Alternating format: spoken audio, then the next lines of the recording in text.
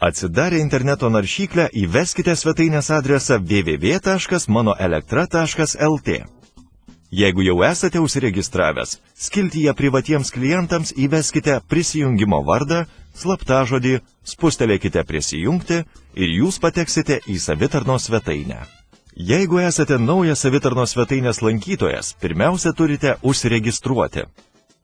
Taigi, pirmiausia pasirinkite skiltį privatiems klientams ir spustelėkite registruotis.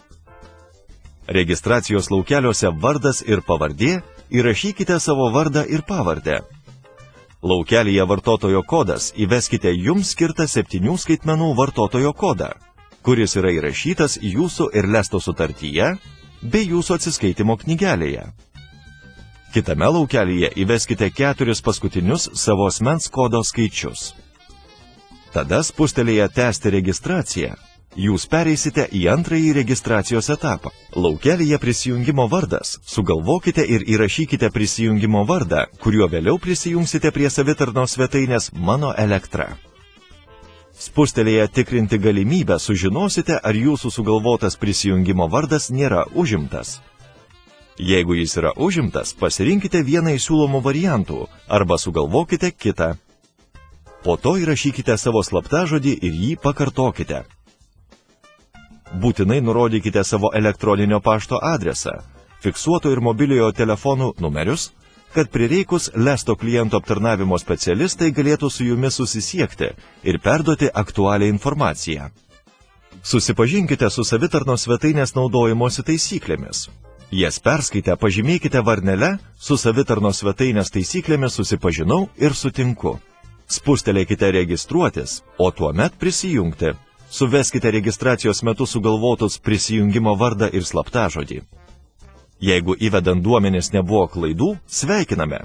Jūs prisiregistravote prie savitarnos svetainės Mano Elektra.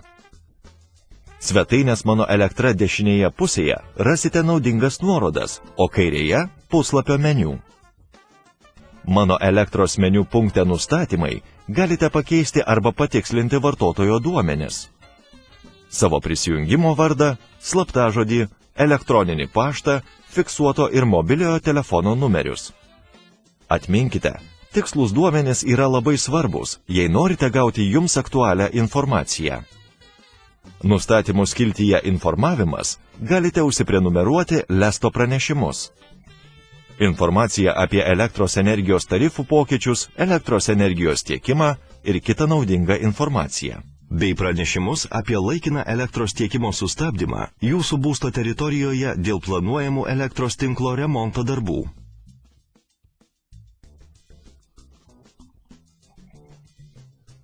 Jeigu atsiskaitote pagal sąskaitas arba tiesioginio debito būdu, savitarnos svetainės meniu punkto paslaugos skiltyje Rodmenų deklaravimas galite įvesti faktinius einamojo mėnesio rodmenis, pagal kuriuos jums bus išrašyta sąskaita.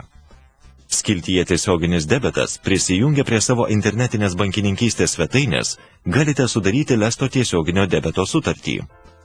Jeigu šią sutartį jau sudarėte anksčiau, šiame skyriuje rasite ir tiesioginio debito nustatymus. Daugiau informacijos apie šį mokėjimo būdą ieškokite Lesto tinklalapyje www.lesto.lt. Skiltyje Įvykių istorija matysite elektros apskaitos prietaiso skaitiklio įrengimo datą, skaitiklio patikrinimų datas ir jų metu užfiksuotus rodmenis, tarifo plano keitimo datas ir kitą naudingą informaciją.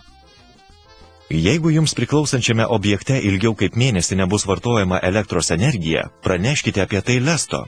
Tai galite padaryti savitarnos svetainės Mano Elektra skiltyje Laikinas nevartojimas. Joje nurodykite datas, kada planuojate nevartoti elektros. Pažymėkite, jei norite, kad Lesto jūs informuotų apie nevartojamos elektros termino pabaigą. Skiltyje Tarifo plano keitimas jūs galite pasikeisti turimą mokėjimo planą į bet kurį kitą tuo metu galiojantį ir jums labiausiai tinkantį planą. Tarifo planą pakeisti galite vieną kartą per 12 mėnesių.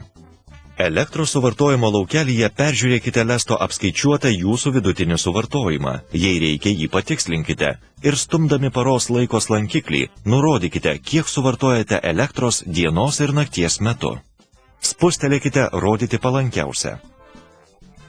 Palankiausias mokėjimo planas bus pažymėtas prierašu palankiausias. Tuomet spustelėkite rinktis. Susipažinkite su visa informacija ir taisyklėmis. Pažymėkite varnelę su taisyklėmis susipažinau ir sutinku. Pasirinkite jums patogiausią mokėjimo pranešimų pateikimo būdą ir spustelėkite patvirtinti ir tęsti. Perėję į paskutinį langą, dar kartą spustelėkite patvirtinti. Įvykus plano keitimui, šis faktas bus atvaizduotas meniu punkto atsiskaitimai ir įvykiai skiltyje įvykių istorija. Atidarę meniu punktą pranešimai, rasite gautus Lesto ir jūsų siųstus pranešimus. Čia galite parašyti savo klausimus arba perduoti aktualią informaciją bendrovės klientų aptarnavimo specialistams.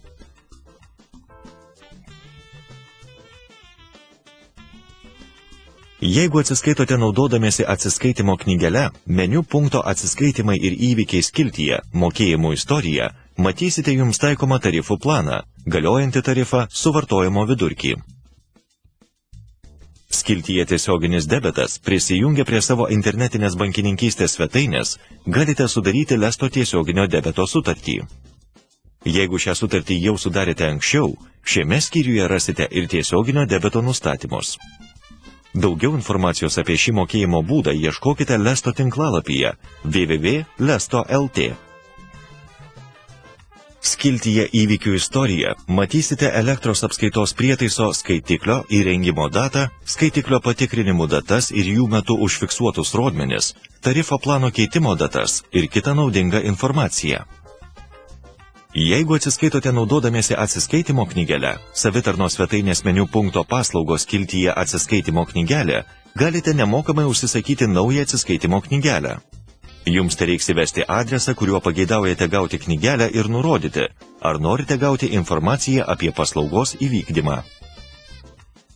Primename, kad tiesioginis debetas yra pigesnis ir patogesnis atsiskaitimo būdas už mokėjimą pagal atsiskaitimo knygelę. Jeigu jums priklausančiame objekte ilgiau kaip mėnesį nebus vartojama elektros energija, praneškite apie tai Lesto. Tai galite padaryti savitarnos svetainės Mano elektra skiltyje laikinas nevartojimas. Joje nurodykite datas, kada planuojate nevartoti elektros. Pažymėkite, jei norite, kad Lesto jūs informuotų apie nevartojamos elektros termino pabaigą. Skiltyje tarifo plano keitimas, jūs galite pasikeisti turimą mokėjimo planą į bet kurį kitą tuo metu galiojantį ir jums labiausiai tinkantį planą. Tarifo planą pakeisti galite vieną kartą per 12 mėnesių. Elektros suvartojimo laukelyje peržiūrėkite Lesto apskaičiuotą jūsų vidutinį suvartojimą, jei reikia jį patikslinkite, ir stumdami paros laiko lankiklį, nurodykite, kiek suvartojate elektros dienos ir nakties metu. Spustelėkite rodyti palankiausią. Palankiausias mokėjimo planas bus pažymėtas prierašu palankiausias. Tuomet spustelėkite rinktis. Susipažinkite su visa informacija ir taisyklėmis. Pažymėkite varnelę su taisyklėmis susipažinau ir sutinku. Pasirinkite jums patogiausią mokėjimo pranešimų pateikimo būdą ir spustelėkite patvirtinti ir tęsti. Perėję į paskutinį langą, dar kartą spustelėkite patvirtinti. Įvykus plano keitimui, šis faktas bus atvaizduotas meniu punkto atsiskaitimai ir įvykiai skiltyje įvykių istorija. Atidarę meniu punktą pranešimai, rasite gautus Lesto ir jūsų siųstus pranešimus. Čia galite parašyti savo klausimus arba perduoti aktualią informaciją bendrovės klientų aptarnavimo specialistams.